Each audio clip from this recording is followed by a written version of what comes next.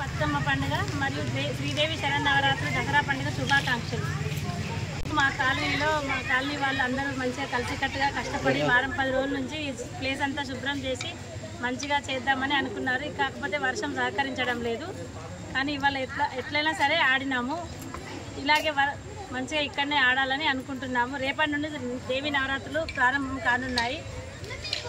మా పూజారి గారు మంచిగా దేవి నవరాత్రులు చేస్తారు.